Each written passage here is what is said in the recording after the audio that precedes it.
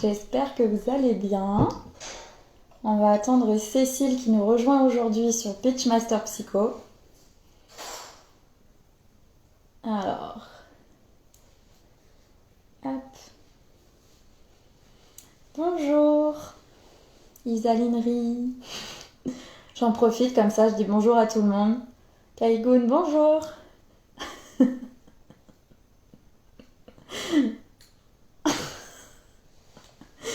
Ok. Alors, je vous laisse le temps de vous connecter. Marine, bonjour. Et vraiment poser toutes les questions que vous souhaitez au fur et à mesure du live. C'est vraiment fait pour, en fait, c'est votre temps aussi pour vous, pour poser vos questions. Ah, hello Cécile, je vais t'ajouter. Alors, hop, c'est super. N'hésitez pas les filles à nous dire aussi si vous entendez bien, si le son est bon. Hello Cécile, Salut, coucou. ça va? Oui, ça va et toi? Ça va, ça va. On Alors, on a était où? Yacha95 qui nous dit bonjour. Bonjour Lucille, comment tu vas? Ben, ça va bien. Et toi Cécile, ça va? Bon, écoute, ça va, hein, à la maison.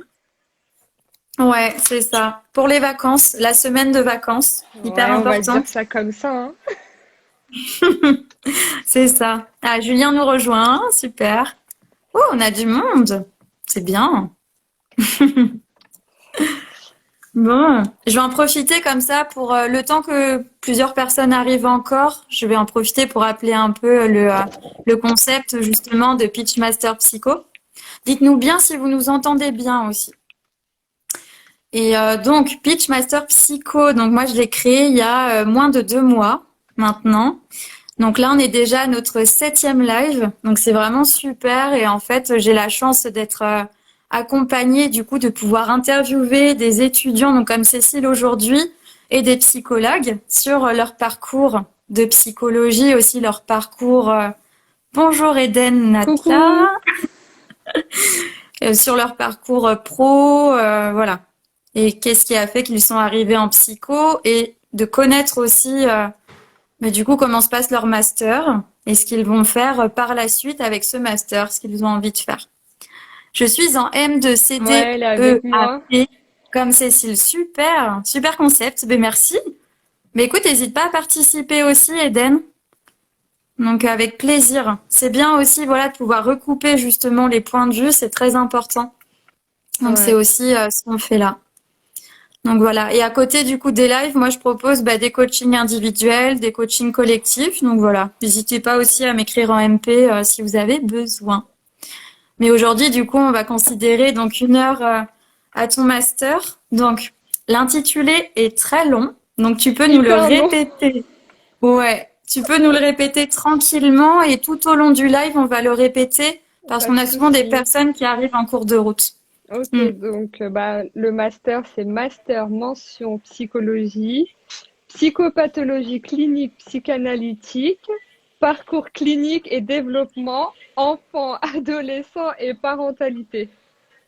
Waouh, c'est Ouais. énorme. Ça Mais a on changé. comprend. Ça a changé, Oui, c'était pas ça. Donc, je pense que c'était juste avant clinique et développement. Mais là, maintenant, ils ont mis le psychopathologie clinique, psychanalytique, clinique et développement. Ça va. c'est ça. Ouais, Mais bon, on c'est ça. n'utilise jamais psychopathoclinique, psychanalytique. En général, on dit plus clinique et développement directement. Oui, exactement. Parce qu'en fait, Cécile et moi, on fait partie de la même fac. On est toutes les deux à Paris 13. Donc, il s'appelle Sorbonne Paris Nord. Ça, c'est les Ouais. nouveaux noms que vous verrez sur le site internet. Et du coup, effectivement, on vous appelle comme ça. Donc, Voilà. voilà. Bonjour Mélisée. Ok. Est-ce que tu veux nous parler de toi un petit peu? Nous dire comment tu as atterri là? Pourquoi Paris 13? Tout ça, tout ça. Alors, moi, j'ai fait un bac S. Un bac S avec la spécialité SVT. SVP, Euh, ça veut dire quoi? Sciences de la vie et de la terre, SVT. SVT. Oui, pardon. Ouais. J'ai compris autre chose. D'accord. Et après, en fait, je me suis orientée vers la médecine. J'ai fait mes 2 années de PACES.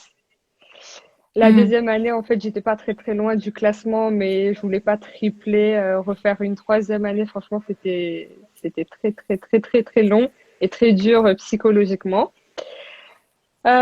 Du coup, bah, j'ai un peu réfléchi. Je me suis dit que bah, la psycho, ça rejoignait un tout petit peu la médecine par rapport au cerveau, les neurones, enfin bref, plein de trucs.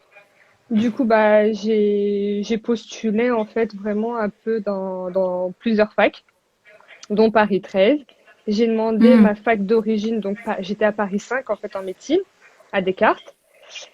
Et j'ai été acceptée en fait, enfin dans ma fac d'origine en fait il y avait plus de place parce que j'étais en retard. C'était pas, j'avais dépassé en fait APV à l'époque, donc Ouais. j'ai dû faire sur dossier, et c'était complet. Et j'ai fait quoi? J'ai postulé à Paris 13. Hmm. Et de Paris 13, bah, c'était la seule fac qui m'a acceptée. Bon, c'était un peu plus loin de chez moi. Maintenant, je me suis rapprochée. Mais c'était très compliqué des fois parce qu'avec les grèves, enfin plein de trucs. Donc j'ai Ouais, c'est fait ma ça. licence à Paris 13. Hmm. Donc voilà. Ouais. Et alors, ça s'est passé comment la licence? Du coup, c'est vrai qu'on a eu les grèves, hein, je m'en souviens aussi. Ouais, bah surtout Ouais. l'année dernière, donc c'était pas très très compliqué. Enfin, c'était compliqué aussi en même temps parce que j'avais plein de préparatifs à côté. Mais la licence, en fait, enfin, au tout début, je savais pas vraiment si je voulais rester en psycho, mais les premiers cours, en fait, ça me plaisait énormément. J'ai vu qu'on parlait pas mal de l'enfant, du bébé, enfin, de l'infantile en général. Du coup, bah, j'ai décidé de rester. Surtout que même si j'étais en médecine, je voulais être pédiatre, donc dans tous les cas, j'allais être avec des enfants. Ouais. Et du coup, voilà, en plus, on avait eu les cours avec Madame Nobary, je me rappelle plus de l'intitulé, bio, je sais Oui. plus quoi. Ouais, sur le cerveau, c'est ça? Ouais, les Euh, neurotransmetteurs, le cycle hmm. et tout. Donc, j'avais beaucoup de facilité en fait parce qu'en médecine, je voyais que ça. Donc, quand je suis arrivée en fait un peu en psycho, j'étais un peu plus à l'aise parce que j'avais quand même pas mal de bases depuis la médecine avec l'histo, enfin bref, plein de trucs. Donc, non, ça va. La licence, la première année, ça s'est bien passé. Je savais déjà en fait que je voulais y aller avec les enfants parce que je me voyais pas faire de la clinique pure avec les adultes. Ouais. Ça me faisait un peu peur en fait, la schizophrénie, les adultes un peu parano, enfin bref, tu vois le concept en fait, ça avait l'air un Ouais, la peu compliqué, psychopathologie c'est ça. adulte. Hmm. Et du coup, bah, j'avais décidé déjà de m'orienter vers les enfants, enfin les ados, tout ce Hmm. qui est autour de la parentalité, bah, les parents, la famille, les couples, les relations mère-enfant, parent-enfant, tout. Du coup, bah, ça m'intéressait. La Ouais. deuxième année, c'est vrai que quand Mélanie, elle avait parlé aussi, c'est vrai qu'on avait eu Dans l'occasion, le live, ouais. justement, ouais, Hmm. on avait eu l'occasion de choisir plusieurs parcours à côté pour voir un peu les différents parcours. Il me semble que j'avais choisi cognitif Hmm. et je sais plus du tout ce que j'avais pris à côté. Mais le cognitif, ça rejoignait un peu la médecine aussi, enfin, avec toutes Ouais, les complètement. maladies, Broca, Hmm. Wernicke, enfin bref, plein de trucs, donc ça allait Ouais. quoi. Ouais, c'est ça. Et du coup, est-ce que pour toi, la licence que tu as faite à Paris 13, est-ce que au niveau de l'orientation, tu dirais que c'est quoi comme orientation? L'orientation, comme le master l'indique, psychanalytique, Ouais. pure psychanalyse, pure. Hmm. Après, voilà, c'est pas non plus. Enfin, on peut voir d'autres orientations aussi, mais en général, c'est que de la psychanalyse. Hmm. Après, on a de la chance de faire des stages, donc dans les stages, c'est pas forcément de la psychanalyse. Avec les enfants autistes, c'est plus comportementaliste, donc du coup, on voit un peu plus, on voit les différentes orientations en fait. Hmm. Ouais, c'est ça. Et alors, ta L3, comment est-ce que tu l'as vécu cette année charnière? Donc là, je rappelle que aux étudiants qui nous regardent et aux personnes qui nous regardent, posez vraiment toutes vos questions. Les questions se font en même temps que le live. Donc allez-y, posez tout ce que vous avez envie de poser à Cécile. Par rapport Et à ouais. la L3, bah, quand on est arrivé, en fait, au tout début, on ne savait pas par rapport à la sélection. Hmm. Au tout début, c'est vraiment juste la première semaine de la rentrée qu'on nous a dit que voilà, il y avait eu le changement justement de la sélection et que bah, c'était plus entre M1 et M2, mais L3 et M1. Du coup, on était un peu perturbés. Personnellement, moi, ça m'a un peu perturbée parce que on se posait trop de questions. Voilà, est-ce que on va avoir et si on s'arrête vraiment à la licence, qu'est-ce qu'on fait plus tard? Donc, c'était un peu un petit chamboulement. Sinon, niveau sélection, sincèrement, je me suis un peu donnée à fond par rapport à mes examens, enfin tout ce qui est révision et surtout la note de recherche qu'on devait faire. Ouais. La note de recherche, en fait, j'avais déjà plus ou moins un sujet parce que c'était un sujet qui me tenait à cœur par rapport à une personne que je connaissais dans mon entourage. Mhm. Et je Est-ce que m'étais tu peux nous expliquer ce que c'est une note de recherche? Parce qu'en fait, il y a certaines facs qui ne le font pas donc en fait avec les mots, hein. la note de recherche c'est un peu comme un mini mémoire, vraiment un tout petit mémoire. C'est vraiment un minuscule mais genre c'est histoire de plonger déjà un peu pour le M1. C'est C'est ça. vraiment de la bibliographie, choisir un thème, pourquoi le thème, une problématique qui correspondait à notre, enfin, pourquoi ce thème-là en fait, qu'est-ce qui nous C'est intéressait? ça. C'est un peu une sorte de revue de la littérature, mais en plus petit, en fait. Moi, je C'est crois qu'on ça, ouais. était sur une quinzaine de pages. Non, dizaine même. Je crois que c'est un peu Il me moins. semble Je que sais c'était un plus. peu plus, hein. Nous en développement, c'était, enfin, en L3, j'avais l'impression que c'était un peu plus, hein. C'était entre 15 et 20, non? Ah Enfin, ouais. Ça dépend peut-être des parcours. Moi, j'avais Oui. Madame Megarbi, du coup, il me semble que c'était entre 15 et 20 si je me trompe pas, hein. Ça remonte un peu, mais bon.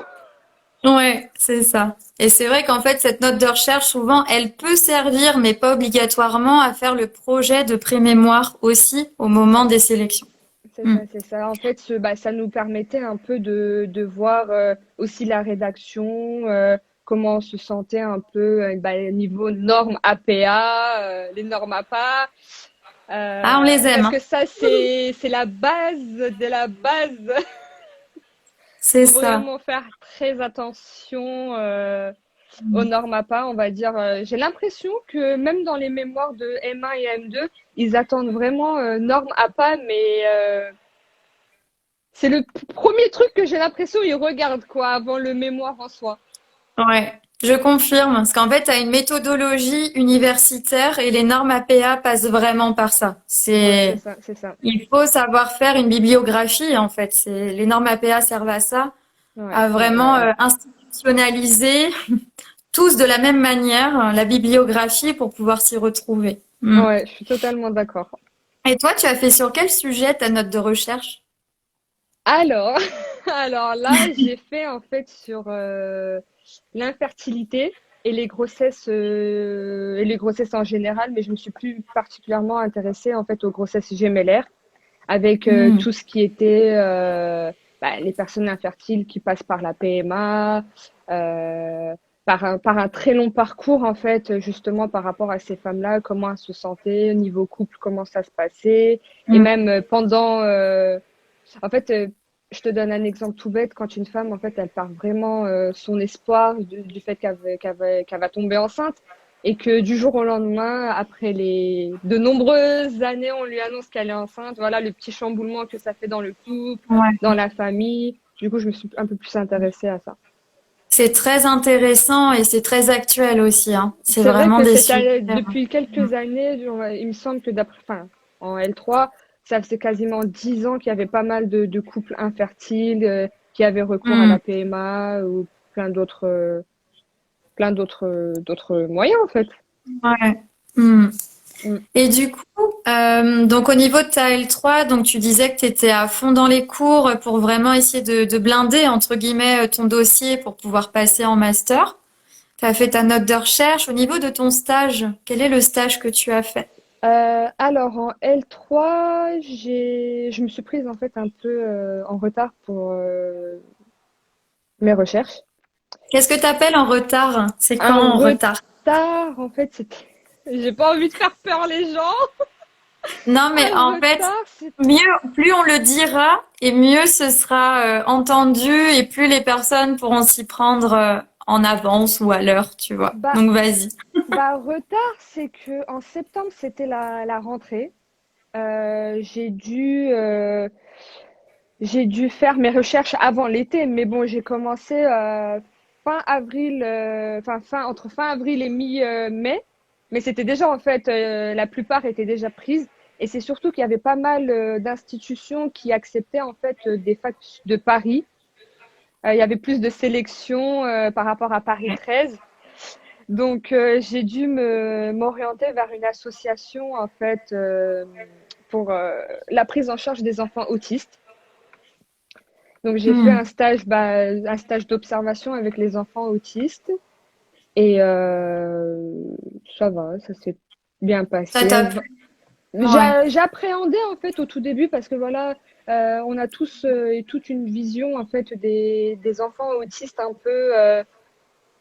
peu différent en fait quand on n'est pas dans la profession si tu veux, c'est que on a tendance à dire voilà les enfants autistes entre guillemets hein, je généralise Oui, bien sûr. sont entre guillemets sont bêtes, ils savent rien faire du Mhm. tout, ils sont très agressifs, très violents et j'en passe en fait, il y a plein d'autres choses. Mhm. Mais en soi, c'est pas du tout comme ça. C'est que ça demande vraiment un travail de d'attention surtout parce que voilà, il y a certains enfants autistes qui demandent énormément d'attention malgré le fait qu'ils ont un petit handicap, on va dire, que ce soit Mhm. intellectuel, physique. Il y en a certains qui sont pas, il y en a certains qui ne parlent pas du tout, donc c'est un peu plus compliqué de s'exprimer. Donc c'est par les gestes.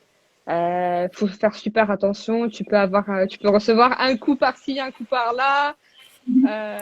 Donc voilà, mais en Ouais. soi, après, quand tu es bien accompagné de la psy qui te supervise, et même Mhm. il y a des éducateurs et des éducatrices qui sont avec toi, donc ça, il n'y a pas de raison que ça se passe mal. Ouais, c'est ça. Et comment tu conseillerais aux étudiants de choisir leur stage? Qu'est-ce que tu leur donnerais comme conseil, tu vois, au moment où, par exemple, où ils sont recrutés et de sentir si c'est un stage qui pourrait leur correspondre? Euh, Très bonne question. Déjà, tout d'abord, qu'est-ce que je conseillerais? Déjà de choisir un endroit qu'il souhaite vraiment. C'est pas un endroit où tu pars histoire de voilà, je fais mon stage et que voilà, je fais mes heures et que je valide mon année. Franchement, c'est super important de pouvoir être à l'aise dans son stage, de pouvoir s'entendre vraiment avec l'équipe. Parce que si tu es là-bas et que enfin, entre guillemets, pas toi, mais qu'on te reproche tout le temps des choses, qu'on t'exclut un peu de l'équipe, c'est vraiment très naze. Le temps, il passe pas. Enfin, il y a plein d'autres choses. Mhm. C'est vraiment le premier critère pour moi, c'est dès que tu veux choisir un endroit précis pour un stage, ça doit être vraiment ce que toi tu veux plus tard, ou même si c'est pas vraiment un stage que tu souhaites, histoire de d'apprendre en fait un peu plus, tu vois. Moi, par exemple, l'association, au tout début, c'était vraiment pas quelque chose que je souhaitais, mais ça a été un plus pour moi. Parce Mhm. que pour en revenir, en fait, l'année dernière en M1, j'ai fait mon stage dans un IME, tu vois. Donc du coup, Super. Mhm. ça a renforcé en fait l'association, même Mhm. si c'était un stage d'observation. Ouais. J'ai pas mal. Est-ce que tu peux expliquer brièvement ce que c'est un IME et ce que ça veut dire? Alors c'est Brièvement, hein, sans rentrer. alors IME, donc c'est un institut médico-éducatif. C'est pour les enfants autistes. On recevait beaucoup d'enfants autistes, que ce soit, enfin il y a plusieurs groupes, tu vois. Donc il y a Mhm. les moyens, il y a les tout petits. Donc ça pourrait aller. Alors là-bas, il me semblait que c'était à partir de 6 ans jusqu'à Mhm. l'âge de 14-15 ans. Dans l'endroit où j'étais, c'était 14-15 ans. Mais en fait, tu avais plusieurs mini-groupes. C'était 6-11 ans, 11, 13-14 ans et 14-15-16 ans. Tu vois, c'était vraiment des mini-groupes où on faisait plein d'activités, on faisait passer quelques tests. Dont... Alors, je vais juste ouvrir mon mémoire pour te dire exactement le nom Vas-y. des choses que j'avais faites. Parce que Ouais, ça c'est remonte un peu. intéressant, ouais, ce que tu nous dis. N'hésitez pas à nous dire en commentaire hein, si justement c'est le type de stage qui vous intéresserait, si Ah c'est oui, tu vas aussi. recevoir des messages un peu en turc, donc Je c'est vois, des personnes. j'adore. Mais j'adore, c'est bien, ils sont à fond. Le truc, c'est que je ne sais pas comment le prononcer, donc je n'ose pas. Ouais, non, Noluyo, là. tu vas apprendre le turc. C'est ça, j'adore. Moi, si je pouvais apprendre toutes les langues du monde, je le ferais, donc c'est génial. Donc, avant de parler un peu de l'IME, si tu veux, je vais un peu parler de ce que j'avais fait un peu dans mon mémoire, un peu le plan, comment ça Oui, se passait. Peut-être que ça pourrait aider certains s'ils bien sûr. travaillent ou s'ils veulent faire des stages avec des enfants autistes. Attends, deux Mm. petites secondes. Vas-y, vas-y. En fait, donc, moi, je me suis intéressée à l'auto et l'hétéro-agressivité chez l'enfant autiste. Déjà par rapport à la L3, parce que je me suis vraiment pris des coups, voilà. Ouais. Et la plupart des enfants que j'ai pris en charge dans l'IME, c'était des enfants un peu autistes, enfin, à base d'autisme, mais ça pouvait être à des degrés assez sévères Mm. et d'autres non pas du tout. D'accord. Bah, mon plan, en fait, c'était un peu genre la première partie où je présentais vraiment l'autisme d'un point de vue psychopathologique, donc avec Mm. la définition, dont là maintenant c'est troubles du spectre autistique. Avant on appelait ça les TED, donc la classification des troubles envahissants du développement. Après j'ai un peu parlé des TSA, les causes de l'autisme, Mm. les caractéristiques du fonctionnement psychique dans l'autisme, dont on parle de triade autistique avec Mm. l'altération des interactions sociales, les troubles de la communication verbale et non verbale, les troubles du comportement avec un intérêt restreint des activités répétitives et stéréotypées. Après, dans une deuxième partie, j'avais parlé en fait des difficultés et particularités du comportement autistique, dont je présentais un cas clinique en fait, Mm. Ouais, pardon, c'est une ça. situation clinique parce qu'on n'a pas le droit de parler de cas cliniques. Oui, c'est vrai qu'à Paris 13, on est très sur ce mot-là, sur cette C'est ça. expression-là de Situation situation. clinique, absolument, faut pas mettre cas clinique parce qu'on n'est pas des cas. Donc, C'est j'avais ça. parlé de l'auto-agressivité, de l'hétéro-agressivité, des troubles sensoriels, des notions Mm. d'agressivité et de violence.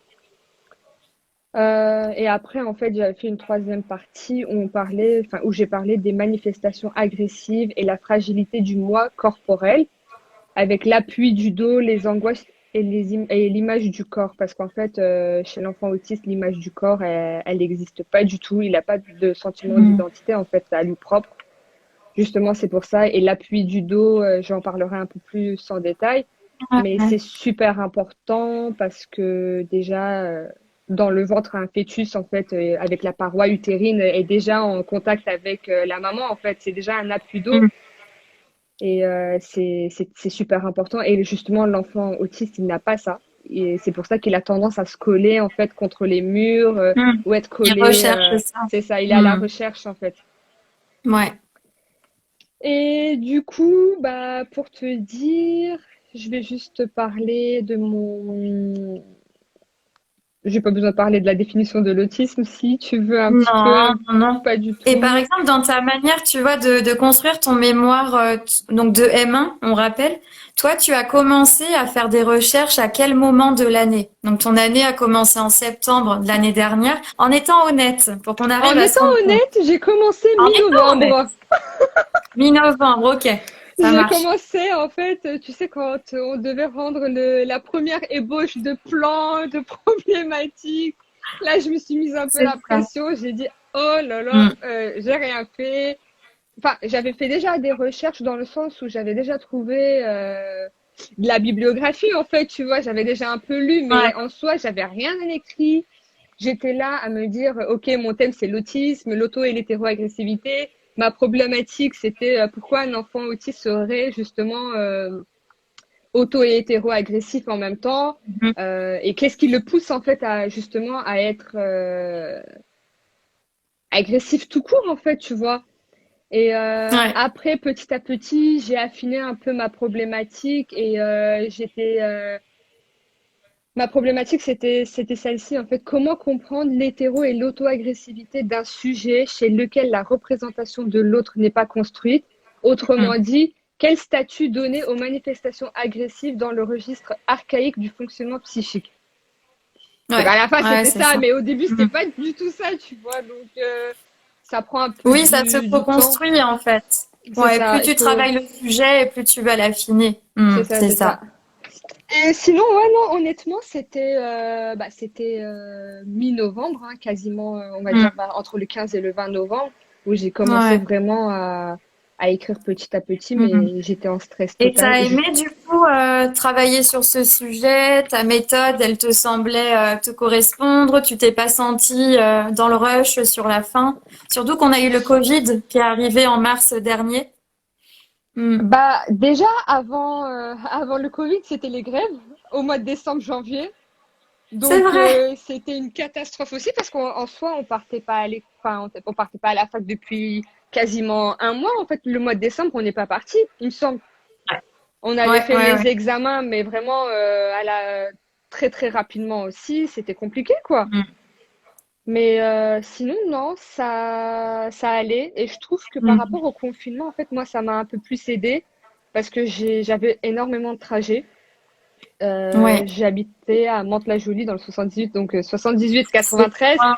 Je mettais T'avais tout deux le... heures et demie en fait à venir Waouh. et 2 heures et demie Mm. aller, sans compter les grèves. Du coup, bah, C'est ça. un peu compliqué, Ouais. quoi. Mm. Et le Mais c'est Covid, en fait, chouette, ça ouais. m'a un peu Mm. aidé, quoi, de rester chez moi et avoir un peu plus de temps. Au lieu de passer 5 heures dans les transports, bah, je passais 5 heures à faire le Ouais. mémoire, quoi. C'est ça.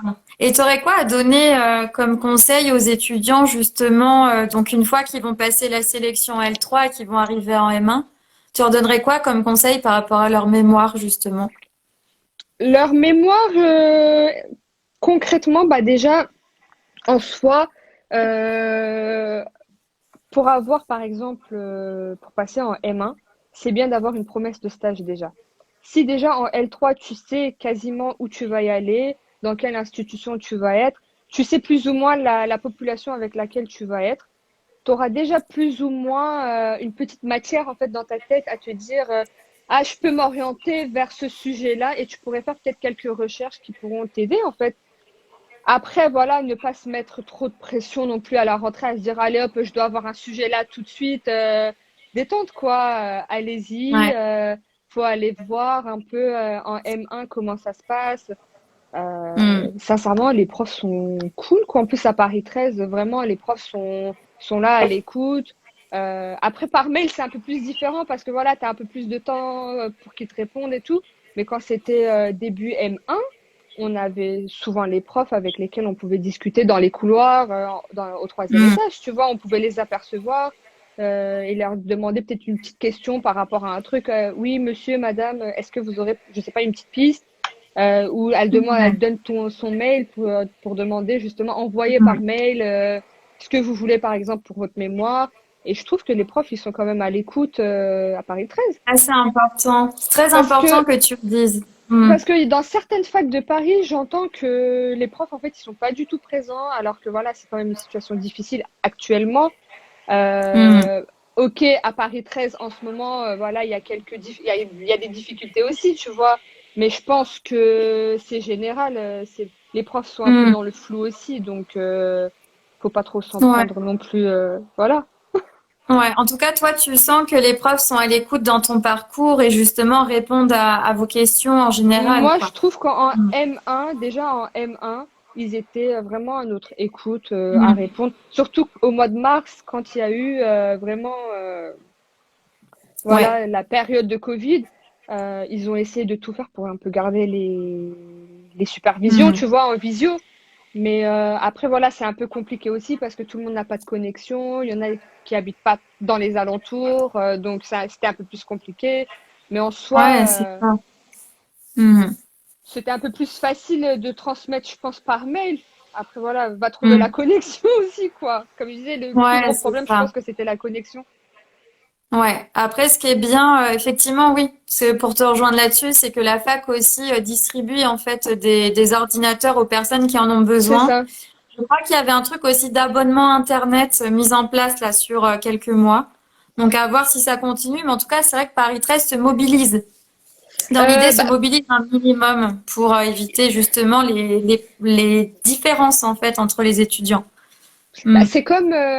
c'est comme pour Kern en fait. Ils ont essayé de nous faire, de nous laisser en fait le site Ouvert. internet un peu, ouais, ouvrir Mm. un peu le truc. Mais bon, après, voilà, j'ai envie de te dire, c'est Kern quoi. Ouais. Donc Kern, qui est C'est du pas coup un accessible moteur à de tout le monde. recherche de revues de littérature en fait en psychologie pour les Que je étudiants qui connaissent conseille pas fortement, encore que je conseille fortement, fortement, mais purement Kern pour toutes les pour faire les recherches qu'on veut recherches. faire. Ouais. Donc Ouais, c'est clair. CAIRN. Voilà. C'est vraiment un moteur de recherche indispensable pour faire les revues de littérature. À minima, faut passer par ça, c'est clair. Après, voilà, il y a Mm. Google Scholar aussi, où c'est le meilleur aussi, en fait, où tu peux avoir plein de revues, plein d'articles, ou Mm. des sites de Google, mais en books, tu vois, et des petits paragraphes d'un livre. Donc, je conseille fortement aussi Ouais, c'est d'aller super. voir Mm. Google Scholar, Kern, c'est les deux meilleurs, on va dire, pour moi, pour faire des Mm. recherches de... Ouais, les indispensables, c'est Ouais. clair. Et du coup, j'en reviens au moment de la sélection. Est-ce que tu te souviens, toi, ce qu'on t'a demandé, du coup, il y a 2 ans maintenant, lors de ton dossier de Oula. candidature pour entrer à Paris 13? Alors, mon dossier de Mandélé aussi. Eh candidature. ben, je connais pas Mandélé. Je vais le noter. Bon, alors, ça se trouve, en plus, je le prononce Ah mal. oui, Mandélé, VRM voilà, ça va Sandra. nous aider pour notre M2 là. Donc Merci, Mandélé. Sandra. Merci. Mandélé. Ok. Super. Merci. Qu'est-ce que j'allais dire? Par rapport à la sélection, bah déjà, bah, c'est tous les bulletins. La Mm. première des choses, les bulletins, lettre de motivation par rapport au master que tu choisis. C'est bien Mm. d'avoir un projet pro en fait Mm. de savoir où tu vas. De savoir après ton master ce que tu souhaites faire, dans quel genre d'institution tu veux travailler. Si c'est en libéral plus tard, pourquoi pas l'indiquer justement parce que c'est un plus, tu vois. Après, qu'est-ce que tu dois faire? Et toi, tu conseillerais quoi dans la lettre de motivation, justement, pour aller dans le master où tu es? Est-ce que tu peux redire le nom du master encore? Alors, oulala, attends, je vais te dire, mais va À trouver. Paris 13. À Paris 13, le master s'appelle la brochure. Je prends la brochure hein, parce que c'est un peu Ouais. long. Oui, la Donc, brochure est mise en dessous le visuel pour ceux qui ont besoin aussi, si vous voulez suivre en même temps. donc, mention psychologie, psychopathologie clinique psychanalytique, parcours clinique et développement, enfants, adolescents et parentalité. C'est ça. Voilà. Donc, en minuscule, ça fait psycho CDEAP. Voilà, si tu Mm. veux. C'est ça. Alors, toi, t'en dirais quoi au niveau de la lettre de motivation? Qu'est-ce que tu Alors, penses qui serait intéressant de mettre pour ce master-là? si tu veux, pour aller plus vite, je vais essayer de voir ma lettre de motivation, ce que j'ai pu mettre un peu. Comme ça, Complètement. Est-ce qu'il faut absolument, tu penses, avoir une expérience justement avec les enfants dès la L3 avant, ou on peut quand même rentrer dans ce master, tu penses, sans ah non, avoir aucune expérience? tu peux rentrer, mais c'est vrai que enfin, tu peux rentrer, il n'y a pas de problème, mais c'est mieux de faire déjà un stage avec des enfants et des ados pour pouvoir justement être plus à l'aise pour la recherche de tes stages en M1. Parce que c'est un peu plus compliqué en fait de rentrer comme ça, tu vois, Hmm. tranquillement. Après, ce qui est bien, c'est que on nous conseille, enfin, c'est même pas on nous conseille, on nous oblige en fait dans notre master à faire un stage en fait avec en psychiatrie de l'enfant.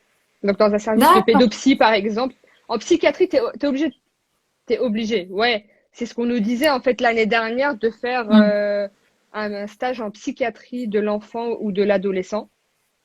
Hmm. Après, parce qu'en M2, les écoles et il me semble que les écoles et les assos sont pas très, très, très acceptés. C'est plus les institutions, par exemple les services de pédopsie, les IME, les CMP, donc centres Hmm. médico-psychologiques, les PMI, donc ce genre Je vois. d'institutions, si tu veux, tu vois.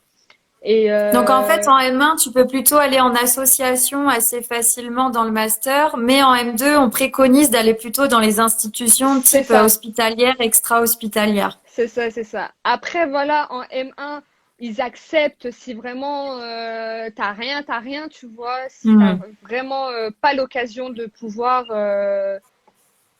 être dans une institution, ils te demandent de partir, voilà, d'accepter ce que tu trouves, quoi. Ouais. Hmm. Voilà. C'est ça. Ok. Après, Donc il y a voilà, CV. Ouais. CV, lettre de Dis-moi. motivation. Hmm. Je conseille fortement d'avoir une promesse de stage, mais fortement le 99,9999%. Donc, c'est une valeur sûre si tu veux, tu vois. Donc, vraiment, Hmm. c'est conseillé fortement parce que ça fait vraiment la différence, en fait. Entre une personne, bah, c'est comme si, admettons, toi, tu étais prof. Voilà, tu as une personne qui peut avoir peut-être un bulletin très bien et un autre avec un bulletin normal, mais avec une promesse de stage. Voilà, tu t'orientes plus avec une promesse de stage parce que tu t'es sûr que la personne, en fait, elle va finir son stage et avoir son M2, quoi, tu vois. Donc, c'est mieux. C'est mieux d'avoir Ouais, une complètement. promesse de stage. Hmm. Et pour la Est-ce que recherche tu des sais? stages, Ouais. pour passer du M1 au M2, je conseille fin février, début mars, hein, quand même. Ouais. J'espère que tout le monde écoute. Fin février, début mars, de Ah oui, commencer les oui, oui. recherches de stage. Même s'ils acceptent pas tout de suite parce que voilà, ils sont pas encore sûrs du Covid et tout, je conseille fortement, mais fortement, à 500% même si tu veux. C'est même pas je conseille, c'est j'oblige Ouais. les gens à appeler toutes les institutions qui peuvent exister pour même si, Hmm. voilà, on va pas vous accepter, même si on vous dit non, madame ou mademoiselle ou monsieur, on vous prend pas, appelez-les, forcez jusqu'au bout, essayez d'avoir votre place parce que c'est la vie qui est en jeu, en fait, si tu veux, tu vois, je sais pas quoi dire. Ouais, mais c'est ça, hein, c'est clair. Hmm. Non, non, J'avais c'est une super, question et ça super m'a important. échappé. Euh, ouais, ça devait être, je pense, au niveau du CV, de la lettre de motivation. Ah oui, si, au niveau des notes. Est-ce qu'il y a un minimum, un minima à avoir pour entrer dans ce master-là? Ou est-ce que c'est OK, qu'importe ton dossier? Je Qu'est-ce pense que que c'est t'en un peu penses? dans tous les parcours, pareil, à Paris 13. La note de recherche compte beaucoup. Alors, pourquoi je dis ça? Parce que les personnes qui ont eu moins de 12, c'était un peu mal vu. Parce que, dans quel sens? Quand, en fait, la fac et le lieu de stage se rejoignent dans le sens où, quand tu fais ta demande de stage, on te demande en L3 la note de recherche sur quoi on a travaillé et la note qu'on a eue. Donc, ça veut dire que déjà, c'est sûr d'avoir plus de 12. Un 12, 13, Hmm. 14, c'est un minimum, en fait, si tu veux, pour pouvoir avoir sa place en master. En Je pense que master. c'est pas que par rapport à Hmm. CDEAP, tu vois, je pense que c'est en Hmm. site, en CPPL, Hmm. dans n'importe quel truc, quoi. Ouais, ouais, ouais. C'est vrai qu'à Paris 13, en fait, on est très à cheval sur la note de recherche, en Minimum sachant que 12. nous, c'est parce qu'elle est obligatoire chez nous, mais effectivement, il y a des facs qui ne la demandent pas. Donc, dans ce cas-là, ça veut dire que lors de vos dossiers de candidature, vous allez devoir créer un projet de pré-mémoire. Et C'est ça, c'est ça. encore différent. C'est ça, c'est ça. Donc, il y a le projet pré-mémoire. Donc, si on résume, en L3, il y a la note de recherche qui est la plus importante pour moi pour passer en M1. Hmm. Après, pour faire la demande d'inscription en M1, c'est CV, lettre de motivation. Donc, pourquoi ce master? Donc, si tu as un projet professionnel par rapport à la suite de tes études. Ensuite, tu as le projet pro. Donc, encore un mini mémoire, mais un minuscule aussi avec Ouais, une petite recherche à côté de hmm, biblio, encore avec les normes à pas. c'est ça. Donc, Hmm. il y a pas mal de Et choses. le principe du projet pré-mémoire, en fait, c'est de montrer si vous avez déjà réfléchi, vous êtes déjà projeté dans le mémoire où vous souhaitez postuler. C'est ça. Ça, c'est important. Vous devez vérifier s'il y a des thèmes imposés, ce qui n'est pas le cas à Paris 13. Nous, en fait, on est assez libre. Maintenant, ce que vous pouvez aussi faire, c'est regarder le nom des professeurs qui sont dans ces masters et justement voir un peu sur quoi ils travaillent pour aller un peu dans ce sens-là. Mais vous n'êtes pas du tout obligé. Maintenant, il faut qu'il y ait une cohérence en fait dans tout ce que tu dis, Cécile. C'est ça en fait qu'on retrouve, c'est il faut une cohérence dans le projet pro, dans la note de recherche un minimum, pour Ouais. bien se dire ah oui, En là fait, faut qu'elle vienne tout dans est le lié. master. Donc vraiment, même si t'es pas sûr de vouloir travailler sur un sujet précis, c'est toujours bien de montrer l'ébauche en fait de ce que tu veux, de ce que tu souhaiterais peut-être travailler ou approfondir plus tard. Mais dans aucun cas en fait t'es dans l'obligation C'est de ça. faire ce sujet-là. C'est comme par Mhm. exemple cette année, on nous avait dit, voilà, pour le mois de décembre, mini ébauche du mémoire, rapport de stage. Mais là, si tu veux, tu changes complètement ton sujet pour le Mhm. mois de mai. Ouais, ouais, ouais, complètement. Mm, mm, C'est mm. ça. Et toi, t'as eu quoi comme cours? C'est quoi les cours là comme ça qui te viennent en tête, qui t'ont marqué en M1, en M2, qui pourraient justement donner un ordre d'idée un peu de ce master? Alors, en M1, ouais, en M1, le premier semestre du M1, on a eu un cours sur le développement de la mémoire. Ensuite, Cognitif du coup? Un peu plus oui, cognitif? voilà. En fait, dans tous les cas, Mm. M1 et M2, on a quand même un peu de cognitif par rapport à D'accord. la mémoire, tout ce qui est bah, mémoire à long terme, à court terme, voilà, le système ouais, de transcription, si tu veux, avec tout ce qui est segmentation, enfin bref, plein de trucs. Un Mm. peu ce qu'on a vu en licence, tu vois, c'est un peu le Ouais. prolongement.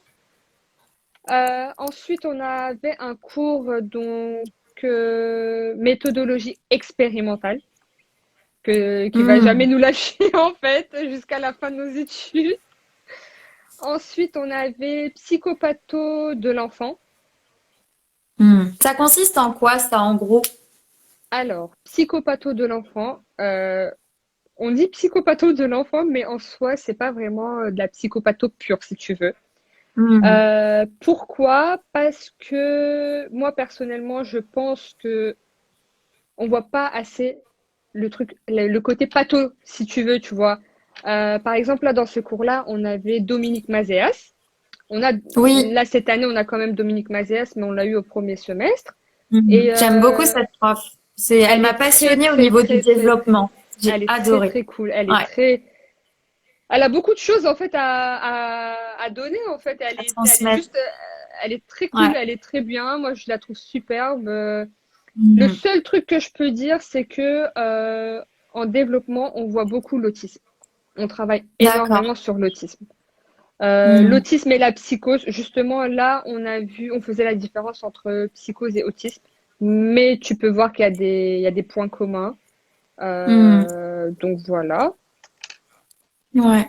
Est-ce que vous avez des cours sur ben, justement la parentalité? Ça, c'est plutôt en M2 ou c'est en M1? La parentalité, je te Bon. dirais un peu plus M2, mais même en M2, c'est vraiment sur l'autisme, si tu veux. C'est vraiment autisme, D'accord. autisme, Donc autisme. c'est assez peu. Ok. Donc là, si tu devais dire un peu l'ensemble de tes cours, c'est surtout sur quoi? C'est des cours de quoi alors? Alors, langage, français, autisme, psychose, mémoire. Hmm. Après, qu'est-ce que je peux te dire d'autre? Deuxième semestre, on avait de la sémiologie. D'accord. La Donc là, moi, ce que ça sémiologie, me fait penser, c'est qu'en fait, les intitulés de master ne sont pas forcément à l'image des cours de master. c'est ça. Et ça, c'est beaucoup revenu dans des lives. Et du coup, c'est important pour celles et ceux qui nous regardent de regarder au-delà des intitulés qui sont toujours très vendeurs. C'est pas le problème. Mais il faut bien regarder dedans pour Il voir faut les surtout, cours. je pense qu'il faut s'intéresser, enfin, il faut surtout discuter avec les étudiants de M1 et plutôt de M2 si tu veux, pour pouvoir vraiment dire Hmm. l'ensemble des cours qu'on a pu avoir jusqu'à présent. Parce que là, l'année dernière, en M1, donc le deuxième semestre, c'était sémiologie, épistémologie, lecture de texte, psychopatho des ados et après bah, le tronc commun qu'on a tous eu, quoi. Oui, qu'on a ensemble, ouais. Oui, D'accord. parce que ça, c'est Ok. nouveau depuis l'année dernière aussi, les troncs communs. Ouais. Les troncs communs, c'est assez sympa dans le sens où on voit des choses très diversifiées et qui sont interparcours à toute la fac. C'est ça. Et du coup, ça permet aussi d'ouvrir au-delà de son parcours. Donc Mais voilà le principe, je en sais pas gros. si c'est pareil pour toi, mais depuis la L1, on s'intéresse énormément à l'infantile, l'archaïque infantile. Je pense que même dans les troncs communs, quand tu remarques, on parle pas mal Mm. du bébé en soi, en fait, de la Ouais. mère, de la relation. Après, j'ai pas envie de dire la fusion parce que certains profs n'acceptent pas le mot fusion du bébé avec la mère. Donc, c'est plus Mm. la relation mère-enfant. La Euh, dyade, oui, la oui. dyade, Enfin, oui, pas voilà, dans c'est la ça. fusion. Mm. Voilà. Pas de Ouais, fusion, s'il c'est vous ça. plaît. Ok. Et du coup, ça s'est passé comment, toi, la transition M1, M2? Comment ça a été? Bah, en fait, pour te dire, quand j'étais en M1, j'étais un peu dans le flou. Après le Covid, je me suis dit, mais c'est sûr, ils vont nous faire tous redoubler. Heureusement, en fait, c'était par rapport au stage. Parce que moi, je sais pas pourquoi j'avais pris l'initiative de faire 250 heures de stage. Parce que, ah oui, en M1 et M2, tu dois faire 500 heures de stage. Le minimum, c'est obligatoire en fait. Donc les En 500 tout. heures, Mm. voilà. Donc M1 plus M2, 500 heures de stage obligatoire. Voilà. Après, Mm. moi j'avais pris l'initiative de faire moitié-moitié, tu vois. Donc 250, 250. J'ai fini mes 250 heures une semaine avant le confinement. Donc j'étais tranquille. Waouh, c'est bien. C'est pas le Ah, cas de tout le monde, hein. c'est Ouais, c'est ça, parce bien. que je sais qu'il y a pas mal d'étudiants qui étaient à 150 heures, 180, un peu moins de 100 heures. Donc, du coup, c'était panique totale parce que on était là à leur dire, est-ce que vous penseriez à redoubler votre année, en fait, pour refaire enfin, pour refaire la M1? Et c'était Mm. un peu compliqué.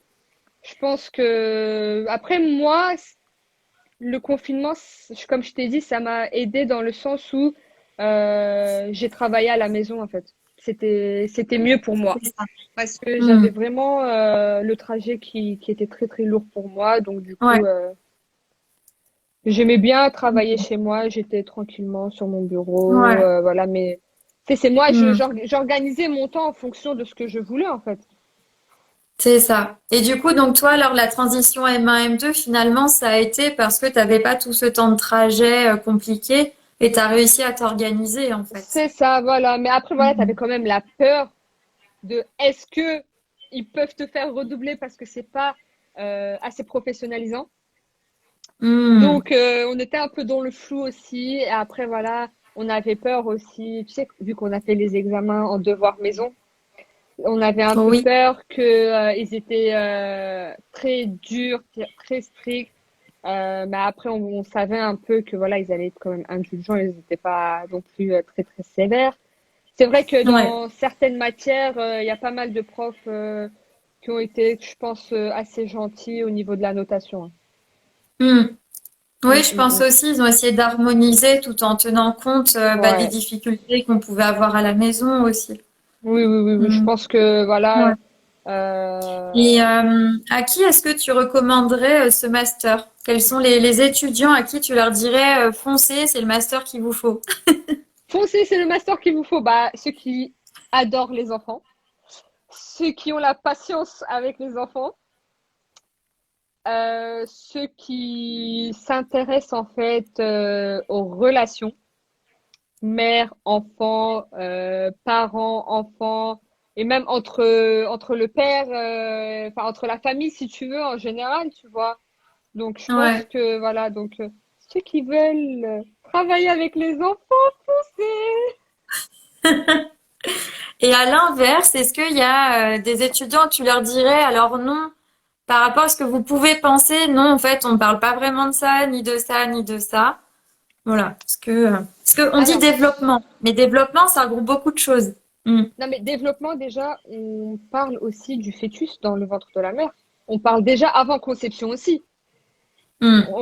Quand on dit développement, ça peut être bah, justement, comme je te disais, par rapport à mon projet que j'avais fait en L3, ça peut être le couple qui envisage d'avoir un enfant. Donc, la psychologie de ce couple-là, déjà, c'est important pour pouvoir faire la conception, voilà, le Ouais. déroulement de la grossesse, la Hmm. naissance, qui est un chamboulement aussi. Donc, voilà, il y a pas mal de choses Hmm. à voir. Comme je Et ça, vous le disais, voyez en master, du coup. en master, on a un peu vu, mais voilà, en L3, on n'a plus Hmm. vu. C'était vraiment en D'accord. L3 qu'on a vu avec le. Alors, je vais te dire l'intitulé Hmm. des deux cours qui m'ont marqué en fait. Mais là, je sais plus où D'accord. est-ce que je les ai. Attends. En même temps, Et- j'en profite, je te poserai une question d'une des étudiantes. Vas-y. Alors, il y a Chal95 qui te dit, ce master m'intéresse, mais j'ai peur du côté psychanalyse, c'est pas du tout mon truc. Donc, Alors, quand qu'est-ce que tu tu en dis dirais? qu'est-ce qui te fait peur dans la psychanalyse déjà? Pourquoi, Ouais, quand on te c'est une dit bonne question. psychanalyse, qu'est-ce qui te tracasse, si tu veux, ou qu'est-ce qui t'angoisse dans ce mot-là? Ouais, c'est le Voilà. cas de le Déjà, dire. réponds à ça et je te répondrai. Ouais. Oui, Après, c'est comme vrai je te qu'il y dis. a Chal, on se connaît un peu et c'est vrai que oui, la fac de Paris 13 est très psychanalytique. Donc oui, c'est une bonne question, ouais, que Cécile te pose en retour.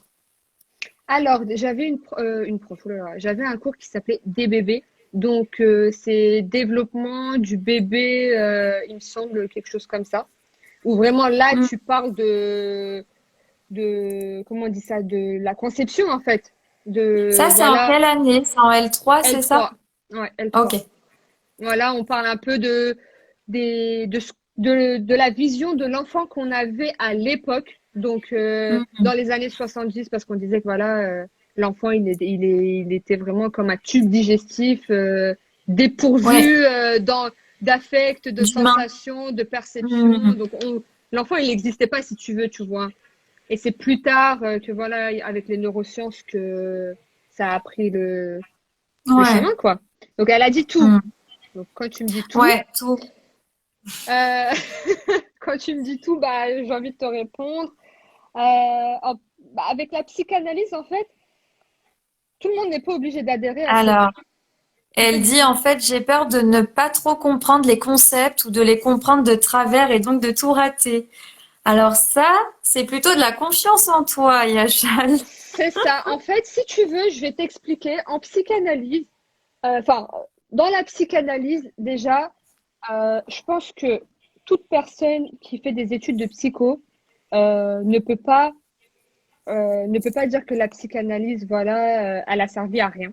Parce que la psycho, elle part en fait de la psychanalyse, si tu veux, tu vois. La psychanalyse, c'est quand même important pour pouvoir comprendre certaines choses. Après, voilà, faut pas non plus chaque interprétation je pense, c'est mon point de vue, hein. Mhm.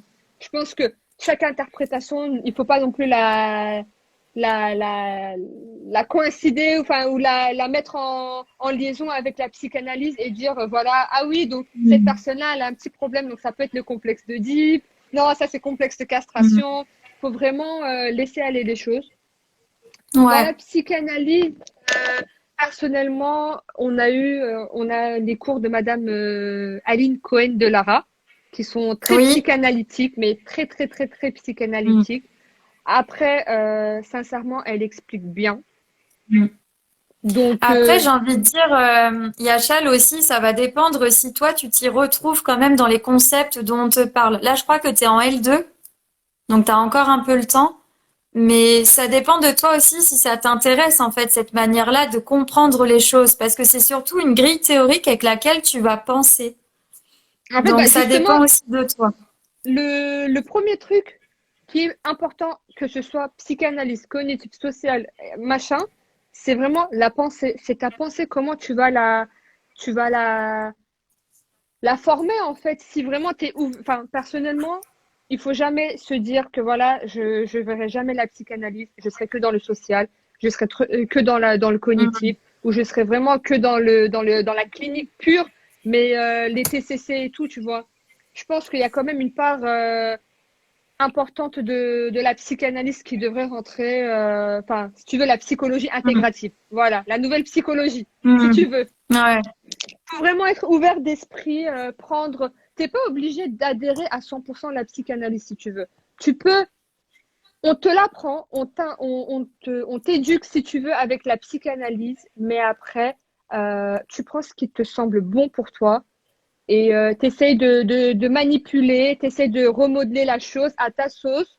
Dans tous les cas, de toute façon, tu verras en stage, c'est comme ça. Tu, dans la plupart des stages que tu vas faire, tu verras que il y a beaucoup de comportementalistes, cognitifs, cognitifs, cognitifs. Mais après, tu apprends des deux. Tu prends les petites choses qui te semblent bon pour toi. Voilà, c'est tout ce que Ouais, je pourrais te dire. complètement. Marine pose une question très intéressante. Elle demande à ce qu'on lui explique toutes les deux la différence entre lettre de motive et projet professionnel pour les masters, en règle générale, parce que pour elle, ça se ressemble. Ah d'accord. Projet. Alors, lettre de motivation, c'est quoi? C'est que tu dis tes motivations pour ton master. C'est-à-dire pourquoi tu choisis ce master-là. Qu'est-ce qui te fait en fait rêver dans ce master-là? Ta profession, c'est-à-dire qu'est-ce que tu envisages en fait après ton master? Comme je te disais, si tu veux travailler d'abord dans une institution, donc tu dis voilà, je veux ce master-là parce que tu regardes un peu la brochure si tu veux, tu peux prendre deux, trois petites choses de là-bas, dire que voilà, je choisis ce master-là parce qu'il y a certaines matières qui m'intéressent, notamment, par exemple, hein, j'ai dit le développement du bébé, donc notamment le Mhm. développement du bébé, parce que Voilà. j'aimerais travailler en maternité. Point. Après, Mhm. tu dis plus tard que voilà, dans les institutions dans lesquelles tu aimerais travailler, bah, c'est que ça soit en périnate, en mater, en néonat, tu vois, donc en j'arrive jamais à prononcer ce mot. Natalo. Natalogie. Néonatologie, C'est n'importe quoi. t'as compris? Donc néonat, voilà, on dit ça. Voilà, néonat. Et Mhm. Ouais, je dirais qu'en fait, la lettre de motivation, c'est un peu intrinsèque. Tu vois, ce que vraiment, toi, qui te motive plus, plus, plus. Et le projet pro, c'est assez concret. C'est vraiment, comme tu le dis, en fait, aussi les institutions où tu veux travailler, ce que tu vois à court terme, moyen terme, voire long terme. Tu peux aussi parler de projet en libéral, par exemple. Ce n'est pas un mot interdit. Donc voilà. non, mais le projet Ouais. pro, pour moi, c'était vraiment une ébauche de mini-mémoire. En fait, ils veulent simplement Eh, voir c'est si tu projet de sais, recherche. voilà, Hmm, si tu sais plus ou moins faire des recherches de revues, si tu sais les mettre hmm. En fait, les deux choses les plus importantes pour un projet de recherche, pour pouvoir donner pour l'entrée en M1, c'était vraiment la bibliographie qui compte énormément si tu sais faire des recherches. Euh, comment tu t'y prends? Et un peu la façon dont tu modules ton plan, ta problématique. En fait, c'est vraiment la pensée que tu auras qui compte. Et vraiment, je pense, dans tous les parcours. Que ce soit dans mon Hmm. parcours ou je suppose que même dans ton parcours, c'est ça, en fait. Hmm. Ouais, c'est vrai que Marine, là, je me pose la question quand tu parles de projet professionnel, est-ce que c'est projet pro ou est-ce que c'est projet de recherche? Parce que projet de recherche, c'est ce que vient de dire Cécile, sur vraiment la littérature, tu cherches un projet pour un futur mémoire, potentiellement. Mais le projet pro, c'est vraiment comment toi, tu dois bosser à C'est court la lettre de terme, moyen terme, motivation. long terme. Projet Ouais, et pour pro, moi, pour c'est moi, imbriqué, hein. Projet bah, en pro et fait, lettre de motif, mais... Hmm. je pense que quand on entend par pro, c'est ta professionnalisation pour moi, hein, de mon point de vue.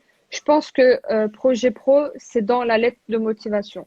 Projet de recherche, vraiment, c'est comme on a dit tout à l'heure, Voilà. c'est le mini-mémoire, enfin l'ébauche, si Ouais, tu veux, pour c'est ça. expliquer un peu, voilà, ton déroulement. C'est ça. Il nous reste 1 minute à peine, Cécile. Est-ce que tu as envie de dire la phrase ultime du live pour La phrase remotiver tout le ultime. monde, enfin voilà. Et où est-ce qu'on Alors, peut te joindre si on a besoin de te parler? j'ai pas compris, excuse-moi. Si on a besoin de te parler, où est-ce qu'on peut te trouver aussi? Alors, où est-ce qu'on peut me trouver? On peut me trouver sur Instagram, comme là. Vous pouvez Ouais. m'envoyer un message. En général, je réponds bah, soit tout de suite, soit quelques minutes après. Mais pas de souci, je réponds. Ou sinon sur Facebook. Donc, je pense que tu l'as mis ou pas, je sais Ouais, pas. je vais mettre. Ouais, ouais. Il reste 28 Voilà. secondes. Oh là là, il y a un décompte, Oh c'est là là, au horrible. pire, attends, tu refais le live pour dire au revoir quand Vas-y, vas-y, t'as 20 secondes. Alors, le stress total, donc, foncez si vous aimez les enfants, foncez si vous êtes à l'aise avec la psychanalyse, foncez les yeux fermés, voilà. C'est génial. En tout cas, merci beaucoup pour ton temps, Cécile, et tes conseils.